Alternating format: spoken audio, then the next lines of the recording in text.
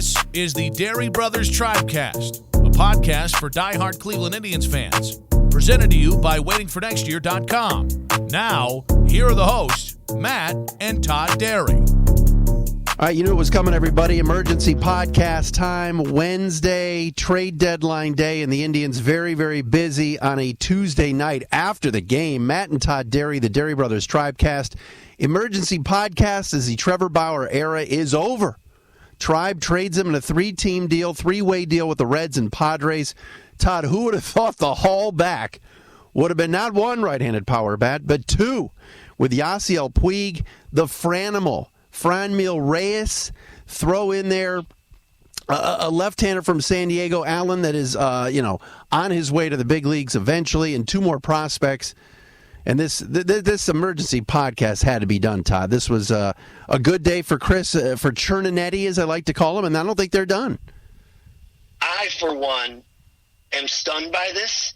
I had a thought, basically, which was, and we talked about this on the podcast with Andre Knott, who, if you haven't gotten a chance to listen to that, it's still worth listening to. He gave us so much great information on Sunday. It was fantastic. But my thought before talking to Andre, and even after talking to Andre, and after the fiasco with the ball being thrown over center field, was that unless the Indians got completely overwhelmed by a trade offer, that they were going to hold Bauer and, add a rental bat like a Yaisel Puig, and that would be how it was. Well, they got overwhelmed.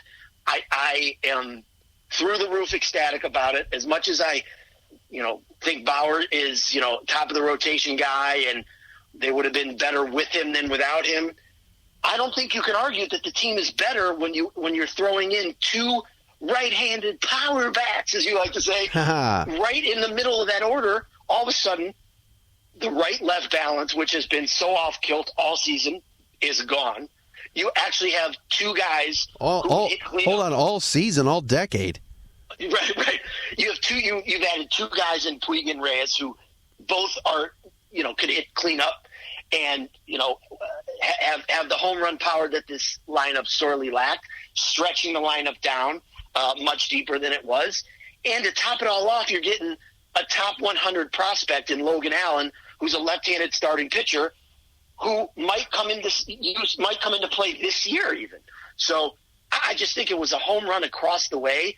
And we'll get into this more, but for the life of me, I cannot understand why the Reds would make this trade, or the Padres. Well, a lot of people are getting into that and talking about what are they doing, what are the Padres doing, and I've listened to just about everything. I drove into work today, and I had MLB radio on, which I don't think I've ever listened to ever, and I heard Steve Phillips and CJ Nitkowski, and I've known CJ a long time. I like him, and I thought those guys all kind of said the same thing. Yeah, Taylor Trammell is going to be tremendous, but he's having a really down year at Double-A. Yeah, he's only 21, but so the Padres view him as this, stud that they're going to put out there. But they just got Hosmer and Machado. Now they're going to be lengthening their wait a little bit. And as far as the Reds go, yeah, the rotation now at the top with Trevor and with Sonny Gray and Castillo looks pretty good, but they just gave up on their top prospect, and they're getting a guy for a year and a half who you never know with. Will he like it there? Will he act up? Who knows with Trevor? And yes, there's plenty of people that will say, man, the Indians' rotation just got worse. They lost their ace, but man, they had a need for that right-handed bat. They get two of them. They get a controllable piece in Reyes, who's going to be around forever, and is coming into his own at 24 years of age, hitting 27 home runs in San Diego. A pitcher's park. I thought Cherninetti did a great job. The key to what you just said is Reyes 5.5 years. Well, basically 5 after this year of club control. He's not even arbitration eligible yet. 27 homers. He's on his way to 40. Like you said, in that pitcher's park in San Diego. The guy was made to be an American League player. He's a DH, and the fact that you have the club control on him. You and I were talking about adding Puig anyways, just as a rental, and he's coming over too. The way the lineup is looking right now, it is so much better. And to the rotation piece of it, Okay, so one important thing that Andre said that I don't think that anybody else in the media has said, he said on our show, on our podcast, was that the Indians are going to be monitoring Zach Plesac's innings.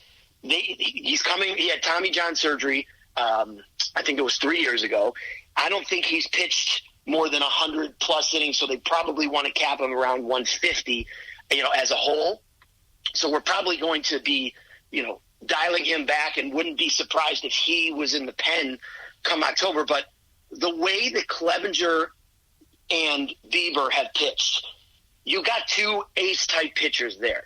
So if you get those two, and they're banking on the fact that obviously Corey Kluber is going to go back out on a rehab assignment next week from everything that we heard, if you have a fresh-armed Kluber and those two guys, and then you piece together the back end to with whoever it is, Salazar, Plesac, Plutko, Allen, Aaron Savali, even, you piece that through and you get yourself to October, you really only need those top three anyways, which would be Kluber, Bieber, and Clevenger. Right. And then you can load up the bullpen with a bunch of arms. And to your point, I don't think they're done either. I think you're going to get another power arm reliever before 4 p.m. today. Oh, it wouldn't surprise me if they got a starting pitcher too, because there is depth there. Cousin Jeffrey coming back. You mentioned Savali. There are guys there. Not even this year, but down the road, Eli Morgan. There are plenty of. The Indians they traded from a position of strength, which is what good general managers do, no matter what sport we're talking about. And yes, people can say, well, how could you trade Bauer? He's such an innings eater. Every game you knew he was going 120 pitches and giving you 7 and giving the bullpen rest. Yes, but I also think, Todd, I don't know about you, and we're brought to you, by the way, by the Center for Advanced Dentistry, Dr. Ben Hornstein, and you hear us on Waiting for... Very excited, by the way, about the trade. I saw his misspelling-filled tweet earlier today. God bless you. God bless you, Ben, but you got to do... We don't hire him for his spelling. You got to do some editing there, Mr. President. But I don't even know where I was going. Tito. Is there the possibility that Terry Francona on Sunday got on that plane, got on that bus, whenever it was, texted Cherninetti and said, fellas, get this fucker out of here. I've had enough. And I heard Kipnis's comments last night, which was sort of 50-50, where he said nice things, but then he also said, other things. I'll be interested in hearing what the players say pregame tonight about it.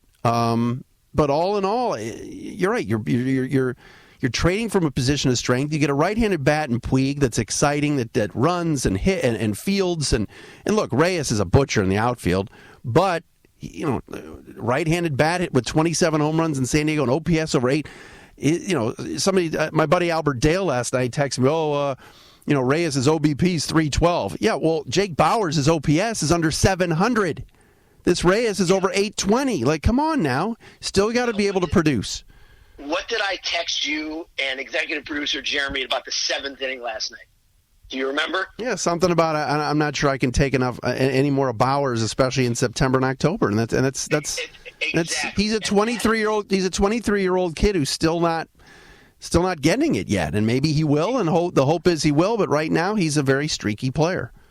Exactly. And the thing is, while he is a future player on this team for sure, and I am by no means giving up on him, he was not a guy that I had any sort of comfort with counting on in October for big at-bats. Well, you look up now, he's coming off the bench if he stays up here. And come October, he's definitely coming off the bench if he's on the roster. He's not going to start. I think that Greg Allen's going to be shipped out when the dust clears because you have nobody else to play first base. So Bauers you got to balance out. We have a lot of right-handed bats all of a sudden. So Bauers as a left-handed bat coming off the bench is not it's not terrible at all. And so so I think that the Bauers piece is important. They may send him down to let him catch his breath a little bit. I'm not sure that they will. It'll be kind of interesting to see what they do there. But, I think another very underrated part of this trade is the Logan Allen piece. I mean, this guy was going into this year, was a 98th rated prospect in all of baseball. He's at the AAA level now. He's already come up and had some major league experience. I don't understand why the Padres were so willing to just add him in too. It's just they're in. Wait, hold on. Yeah. You and I were texting back and forth with Jeremy last night and others, and we were, as the trades unfolded, we were kind of going, there has to be more. The Indians have to be giving up more than this, right? Because like every half hour it was like, oh, the Indians are getting Logan Allen too. Oh, the Indians are also getting Scott Moss. Oh, the Indians are also getting Victor Nova. It made no sense that they continued to get players, whereas they only gave up one piece. Victor Nova's hitting 300 at the Class A level and say with the Padres. And look, the Indians, that's where their strength is right now at the lower levels, especially middle infielders. We're absolutely loaded. And I could go through the names, but that would be boring. But you're right. I think the Padres' love affair for Taylor Trammell, not being able to draft him when they thought they were going to draft him a couple of years ago, and it was almost like this one thing where they always wanted him. It's almost like that kid's senior year that finally takes the girl that he's had a crush on since freshman year to the prom, and you got to hope you're having a good time that night, but you never know. They were infatuated with this kid, and the Reds. The Reds were Redsing last night. What the hell is Puig still doing in the game? My God. What was that? How could they have him out there still? Right. David Bell, by the way, never. I like him as a player. I mean, we don't have to go into brawl coverage, but you're so right. But to me, that's just classic Reds. Like the Reds team, if you look at their roster, they have a really good team, and they blow, and they blow. We're the Ohio Cup champs. Let's not mix words. But even Adam the Bull tweeted something last night I wrote, and he's like, "What are the Reds doing?" I'm like, "The Reds are Redsing. That's what they do."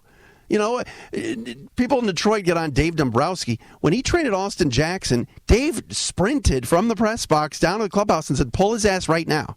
Get him off the field. We're trading him." And Austin Jackson, in the middle of like an at bat, they called time and waved him in. And he got hugs from every. It was weird, but don't take that chance, that risk, especially with the wild horse Puig, who runs around like a madman. But man, you're putting him. That was something else. That was something else. Well, I think what else. And you and I think I talked about this. I think I said this on the podcast on Sunday. In fact, I know I did. Why I wanted Puig, and you were kind of skeptical about him as not as a person is not the right term, but as a presence in the clubhouse, because obviously he's a little bit of a loose cannon. But speaking of loose cannons, the guy's got an absolute rocket for an arm, and he'll be great out there in the outfield, in right field. But if any manager can handle this, it's Tito. He handled the Trevor Bauer situation for 5 years about as well as anybody can. So I am not worried about that one bit. Also, I'd like to add, well, first of all, as we're recording this, the Indians Twitter account has finally officially put out the trade. So it's official. Acquired Yaisel Puig, left-handed pitcher Scott Moss from the Reds, Franmil Reyes, Logan Allen, and Victor Nova from the Padres. Right-handed pitcher Trevor Bauer has been traded to the Reds. So now it's official. Well, everybody on Twitter can see that except hipster Tito, who's been blocked by the @Indians. Well, there's an old bit. So in the meantime, you and I have been consuming all morning articles and listening to the radio and just feeding ourselves as much information as we can. There's a couple pieces that I highly recommend on The Athletic, and I can't say enough what a great job they do. There is a piece, it's basically an all-encompassing roundtable reaction to the trade where they talk to Ken Rosenthal, Jason Stark, and then writers from San Diego, Zach Meisel, and then writers from Cincinnati, kind of to get everybody's view on it. Every single one of them, to a man, loves it for the Indians. And then there's lots of different quotes like this one. One rival executive said, "Unless I'm missing something, I really don't understand it at all for San Diego." AJ Preller does it again. I don't know. Again, I don't know who this is worse for, the Reds, the Padres. I really don't. Well, all I know is I love it for the Indians. Right, and that's the consistency. Is Indians fans want to get on? I call him Cherninetti, but Mark Chernoff and Chris Antonetti for, not making the big move or Mark Shapiro. What's that? I said Mike Chernoff. Sorry. Did I call him Mark? Yeah, because you were about to say Champagne. Oh, yeah. Sorry, Mike Chernoff. Rolls off the tongue. Well, Mark Chernoff is the head of WFAN. Right. Yes. My bad. But the Indians consistently have got to make these kind of trades and acquire assets like a Logan Allen and a Franmil, who are 5 and 6 years now controllable. That's how they have to operate in this market. But that's the kind of moves that the Indians make all the time. Jake Bauers, whether you like the Yandy trade or not, Jake Bauers is controllable. Well, whatever it is. With the Padres, you go, okay, Preller's coming in and he's not messing around. Trades for signs Hosmer, signs Machado, made some other deals for some other veteran players, and it looked like San Diego was going for it. And now what they're basically doing is banking on a guy that's at Double-A right now, hitting 230, that he'll eventually wake up and get to the major leagues. Well, what if he's not ready until 2021? What does that tell your fan base? At least with the Indians, you know what you're getting here. Bauer, they knew was leaving. He said in that SI piece in April he was leaving after next year. And he even said, I probably won't be on the team next season, talking about 2020. So these are the kind of moves the Indians have to make. And hopefully that somebody will work with Reyes on his outfield defense and he'll be better there. But the kid is 6'5" and crushes the ball. He had 16 home runs and limited at-bats last year, and he's at 27 now with 2 months to go. And that's exactly what this team needs. And then you throw in Puig, who's a 5-tool guy who, like you said, I think Tito will handle fine, and they'll figure out. But all the Reds are saying he was great in the clubhouse and in the community for the 1 year he was there. Going from the Dodgers to the Reds on the last year of your deal, that could have been a disaster.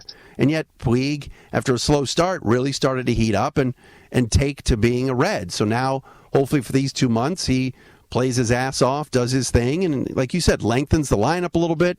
Reyes was hitting second for the Padres, hitting after Tatis, and they were just a bomb show at the top of that lineup. So now where are you going to put them? You could put them all sorts of different places, and that's what Tito likes to do.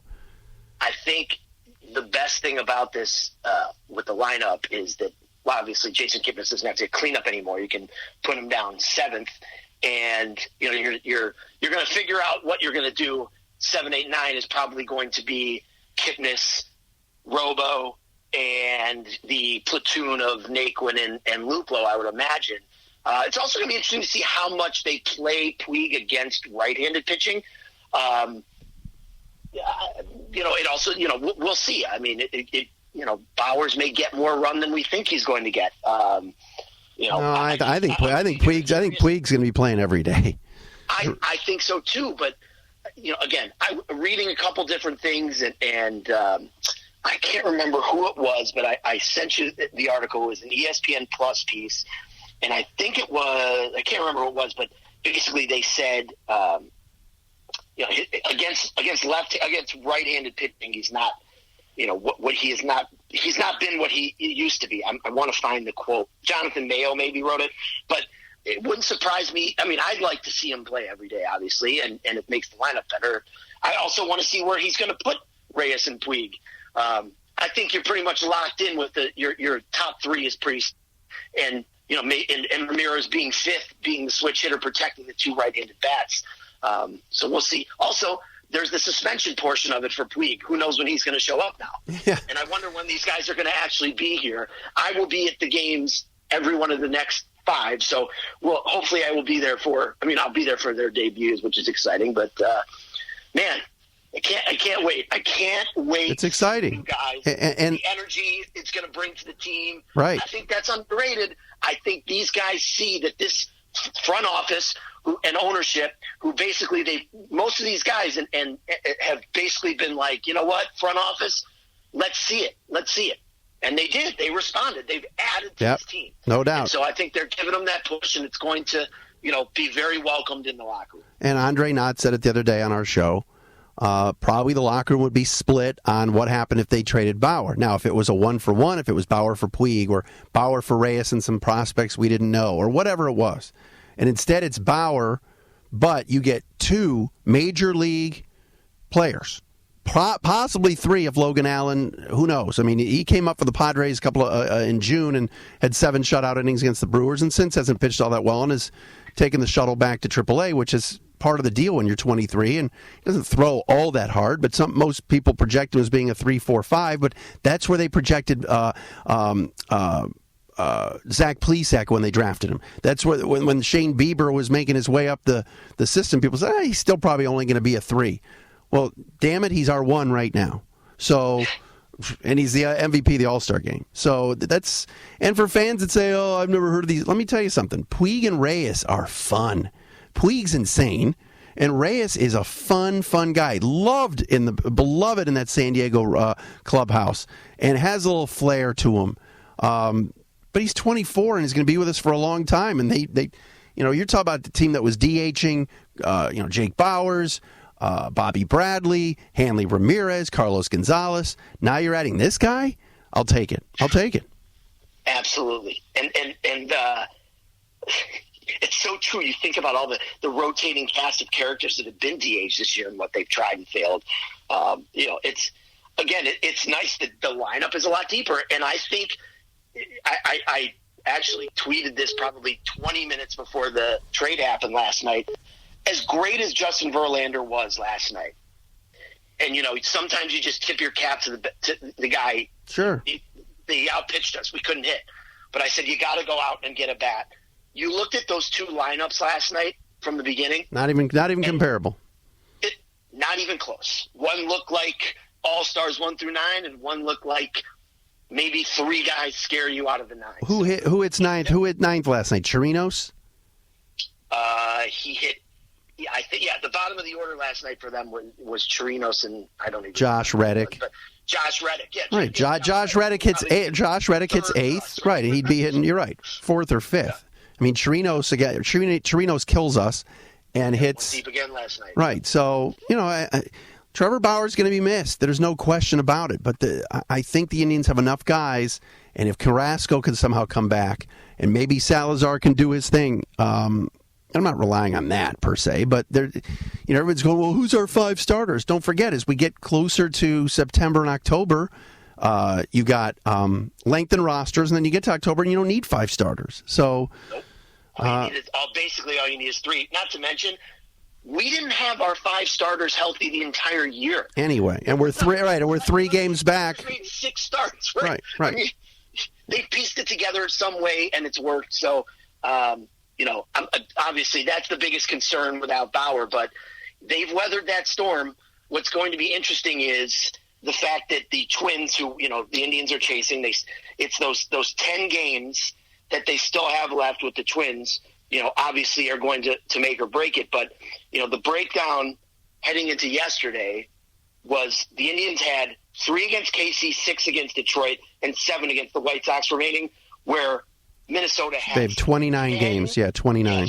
10, 10, and 9 against those teams. So 29 against 16. But it's those 10 games head-to-head that are going to be all the difference. I'm also very curious to see what the Twins do. Because I got to believe they're going to have a reactionary move after this. Speaking of the Romo is not the answer. No, speaking of the Twins. Speaking of Embassy Suites. Speaking of the Twins.